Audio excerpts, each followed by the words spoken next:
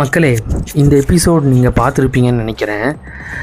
இந்த எபிசோடில் இதை பாருங்களேன். எழுத்து எடுத்து கூத்து போகுது ரைட்டுன்னு சொல்லி அங்கே ஒரு 2 மொத்த உடம்புல வந்து 15 பேய் வந்து அடிச்சு வளர்த்துனது. 15 பேயா? ஒரு உடம்புல ஒரு பேய் வந்தாலே பேயாட்டம் ஆடுவாங்க. 15 பேய் வந்து எப்படி ஒரு ஆள் 2 ஆள் 47 பேர்த்த தூக்கி போட்டு மிதிச்சிருக்கேன். 47 பேர் தூக்கி போட்டு மிதிச்சிருக்கீங்களா? எங்க அம்மா உடம்பு வச்சா? ஆமா, 4 உடம்புல இருந்தவங்க. இது என்ன சொன்னதா போச்சு? எல்லாத்தையும் எங்க அம்மா காத்த கடிச்சு துப்பி இருக்கேன். காத கடிச்சா? எங்க அப்பாவெல்லாம் மூக்க உடைச்சிருக்கேன். என் வீட்டுக்காரமாவ நீ யாருன்னு சொல்லி கேட்டிருக்கேன். இருப்பீங்க.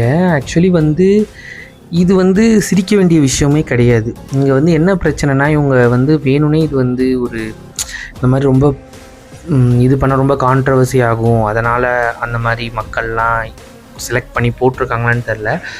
பட் ஒருத்தவங்களுக்கு டொமஸ்டிக் அப்யூஸ் நடக்குது, ஒருத்தவங்களை அசால்ட்டு பண்ணுறாங்க, அது உண்மையிலே நடந்திருக்கு அப்படின்னா இட்ஸ் சீரியஸ் இஷ்யூ.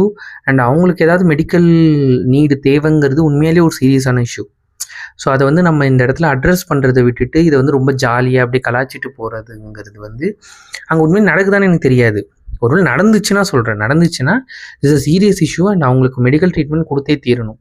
ஒரு ஒரு பப்ளிக் மீடியாவில் இந்த மாதிரி நான் 40 இந்த மாதிரி பண்ணுவேன், இந்த மாதிரி எல்லாரையும் அடித்து உடைப்பேன், காதை கடிப்பேன்னு சொல்கிறது I don't think that's a good thing to hear any one.